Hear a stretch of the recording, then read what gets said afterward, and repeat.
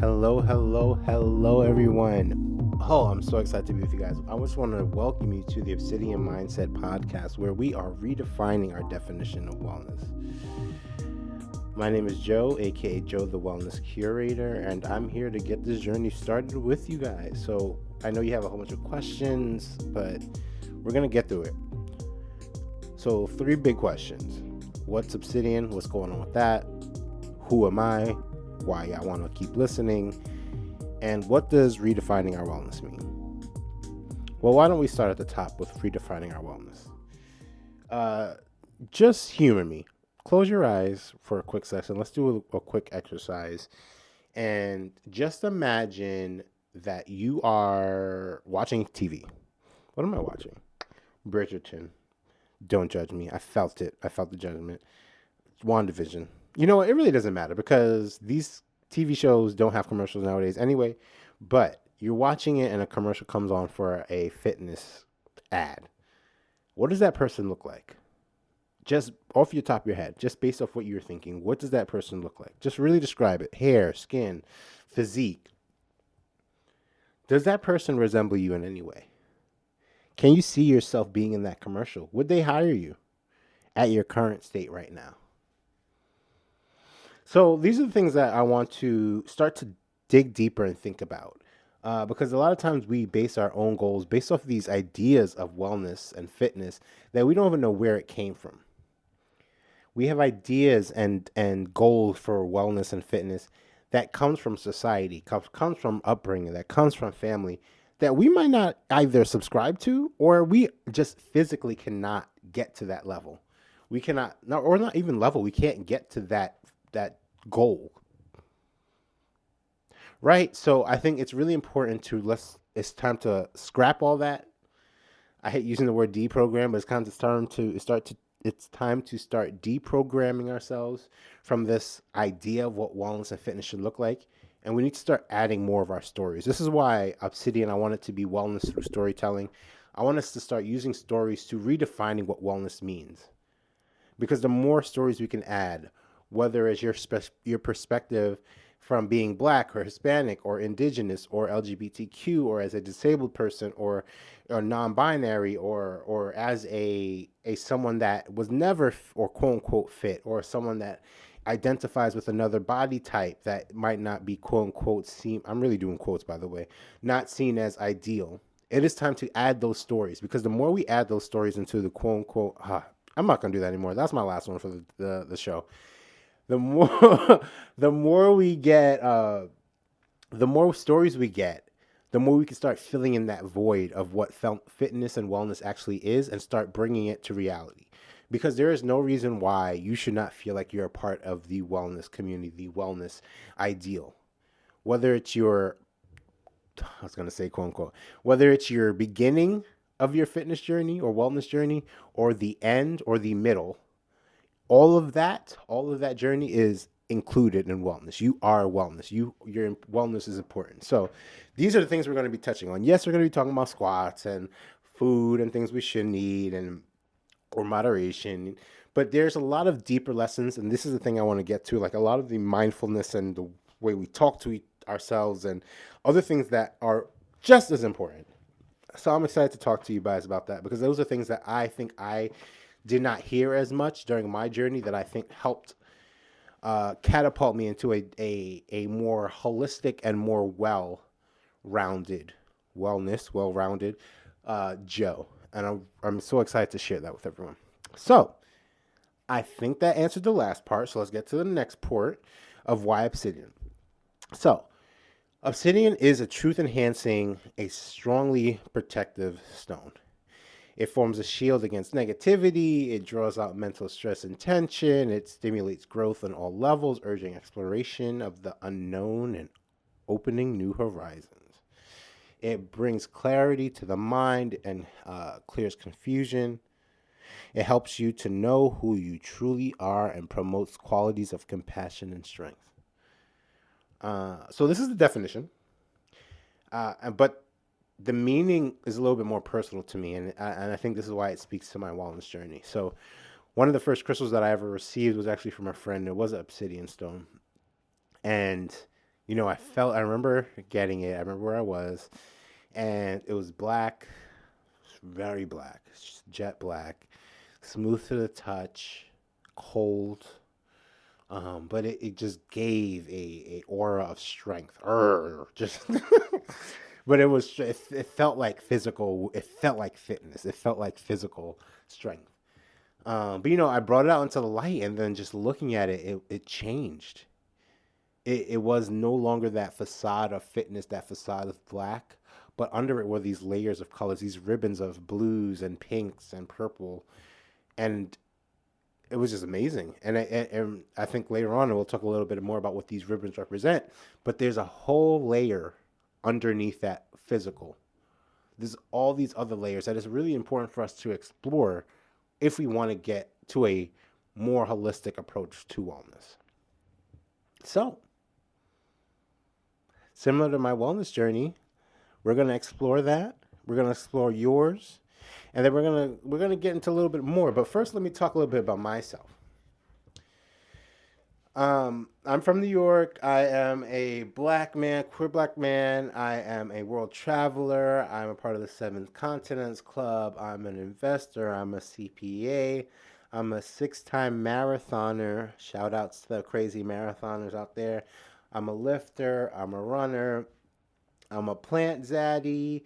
I recently just got 2 more plants, but baby one died, and we won't talk about that. And now I'm a podcaster, and I'm creating a wellness brand called Obsidian. What else? I'm pro-black. I'm pro-woman. I'm pro-LGBTQ. I'm pro-BLM. I'm pro-Black Lives Matter, and that's all Black lives, including trans lives. Pro-choice and pro-hood feminism. Now, the reason why I said pro-hood feminism is because it's on my table right now. I just finished reading it. Such a good book. It's by Mickey Kendall. She eloquently talks about the black and brown and queer and disabled person and the marginalized groups and how they're left out of feminism. So good. So she's not sponsoring the show, but you should still pick it up anyway. I'm going to try really hard to really recommend any books or articles or things that I'm reading that kind of shapes my mind when I'm doing these episodes, or just whatever I want to just bring to your attention that was really good. So anyway, collectivism and abundance are key.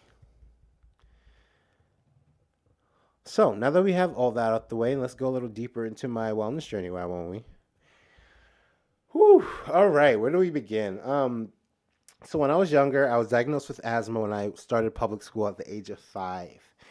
I started taking inhalers and medication, and some of these medication inhalers had steroids in it. Yeah. So with steroids, there are a lot of, and with all these medications, there was a few symptoms, a few side effects. But with asthma and the side effects, I started gaining a lot of weight rapidly, I would say, and I started being less active because I've experienced what asthma attacks were. Tried to avoid them at all costs. Definitely went to the hospital a few times when I was younger. Not an experience I enjoyed, so that was my lesson there. And you know, when you're taking these medications, they have storage on it. Now, as you're getting older and you're in puberty, this is where hormone changes happen, right? This is where hormone imbalances happen. This is where they interact. And usually little young boys that take medication with steroids in it, there is a chance that they'll get something called gynecomastia. This is what I got. It's basically male breasts, or enlarged breasts for in men or boys. And you know, it's so interesting because I'm even talking about it now, and I never realized how much that thing held up so much space in my life. Whether it's physically what I did, mentally what I did, things I just had to move differently to either hide it or minimize myself or minimize it so it doesn't become the elephant in the room. But while doing that, I had to dim my own light. So we'll talk a little bit more about that later. But it really did shift a lot of things for me. And these are things that I even have to think about and unpack in therapy right now. So welcome to the journey. So during this time, I'm in high school, junior high school, college, still gaining weight. Still making it through, and I'm grateful for it. And during this time, I'm gaining all these tools, both for the good and the bad. But these tools that are helping me survive all this. As I'm leaving college, I can easily say I am well over 350 pounds. I I've learned at that point to avoid scales and mirrors. That was one of my survival tactics, my tools in my toolbox.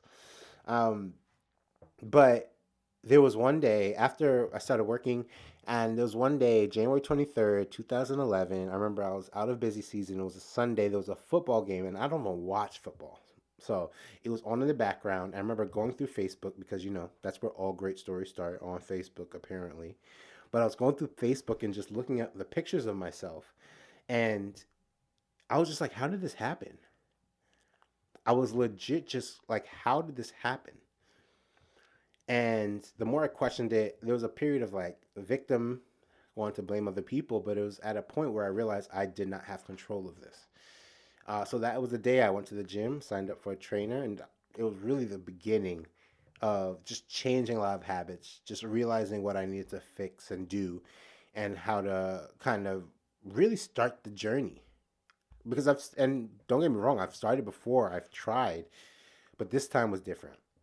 This time it hit harder and it hit deeper, and it had to start then. So, over the course of 10 years, I've lost over 100 pounds, ran marathons, half marathons, obstacle courses, both internationally and domestically, doing doing things from like climbing tabletop mountain in South Africa to lifting water jugs and up and down the aisles of City Field, to running a half marathon uh, in Iceland, watching locals come out their house beating pots and pans with a wooden stick as this beautiful backdrop of a mountain is in the back, and the water and the lake, right? Mind blowing. But these are things that I would do. I've tried all types of fitness, from running to biking to swimming to axe throwing to CrossFit to even pole dancing. That's something you'll learn really early about me. I love to just try different things. And if it's not for me, I won't do it anymore. But if it is, I'll either commit to it or I'll take pieces of it that I enjoy and try to implement it and apply it to other pieces of my life. And this is also outside of fitness. I try to do this when it comes to anything. So, many people see that, they see my story, they see me traveling, they see me losing weight, and they're like, he did it. That's the end of the story. He did it. He figured it out. He figured out the clue. He figured out the key, and now he's done. But honestly, that's where the journey even started. So I would say in like year 5 or 6 of my journey, so this is like 4 or 5 years ago, that's when I knew I wasn't done learning. I feel like I was losing the weight. I feel like I was getting healthier, but some of the same habits and traits would continue to show up. These characteristics I forged for were survival tactics, and techniques.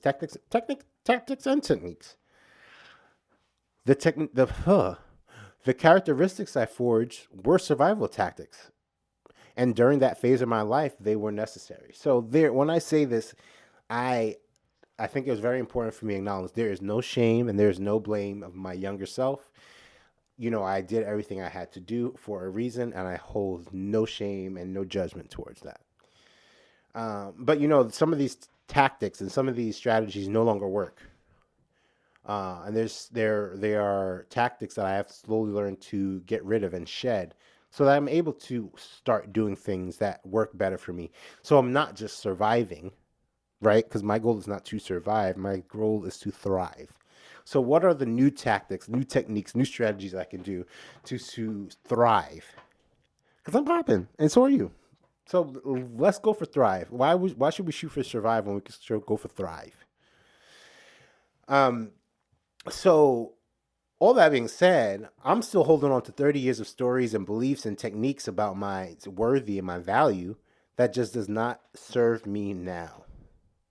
So that's when I started going to therapy and a new journey began. So that's basically why we're here. This is what the podcast is about. This is why I started it. It's the space where we get to talk about wellness in a different way, where there's no shame, no judgment. We're just trying to be a little bit better every day at a time. Each moment, just a little better. Not focusing on being that big old goal by tomorrow, but just little by little, day by day.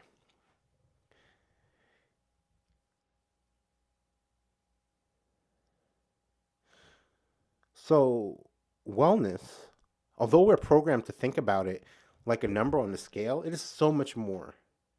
We will go through the journey of redefining wellness.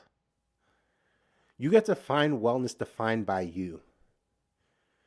We will focus on the 8 dimensions of wellness. There's physical, mental slash emotional, intellectual, financial, vocational, spiritual, social, and environmental. I know there's a lot, but don't worry, we'll do an episode per. We'll take it very easy and we'll deep dive into each one of them and what they mean. So don't feel overwhelmed. We're going to find a perfect balance and blend for the wellness for you by talking about it. Like I said, the more stories we can talk about, the more you can see examples that might resonate with you. Just like the obsidian stone, although it seemed like physical appearance or physical wellness was the key, was the actual stone, when you look into it, there's so many other ribbons. And those dimensions, whether it's mental, financial, spiritual, all those dimensions, you can see when you're actually paying attention and put a light to it. So that's what I want to do on this with you guys. We're putting a light to our stones and we're going to start exploring these other dimensions. So you ready? Let's do this. Well, not now. We'll do this next week. Next time. But trust me, this is just a big caveat. I am not a 10 across the board, right? This is not, if that's what you thought this was, no. I don't have it all together, but after 10 years, I feel like I've been through trials and tribulations. And I always say, if I can prevent one person from doing one trial or tribulation that I ever did, then I am successful. If we can come together and start sharing more of our stories, good and bad, we can have a better, like I said, a better and more well-defined definition of wellness that encompasses all of us. So I'm excited to start that with you guys. So, I'm really excited to just really have deep, intentional conversations through these 8 dimensions about what wellness looks like and how we want to redefine it. Whether we're talking about finances and what money and finances look like for us and how that shows up in different ways in different areas of our lives, to how we talk to ourselves and our relationship with ourselves. So I'm really excited to have these collective conversations. This podcast is not just run by me, it's run by us, it's run by a community. So with that said, I want you guys to please subscribe to this podcast across all the networks, and feel free to connect with me and follow me on IG at both the brand at Defined by Obsidian, as well as going to my personal IG at Joe the Wellness Curator. So this is where we get to grow together. So if you have any feedback, questions, something you want to hear, feel free to just email me or hit me up on DMs. But feel free to email me as well. My email is joe@joethewellnesscurator.com. Y'all, I am so looking forward to hearing from you. I'm excited to start this journey. I have a lot of gems to throw off. I got the brand to throw to y'all. I got some big things coming for 2021. I know we're going through a lot. I know 2020 was a year of craziness as well, and I just want to make sure I acknowledge that as well. But I have a feeling that we can really push through and create some great things in 2021. But first, we just got to start with ourselves, focusing ourselves as well. So with that said, I want you guys to have a great one, and thank you for picking yourself today. Bye, y'all.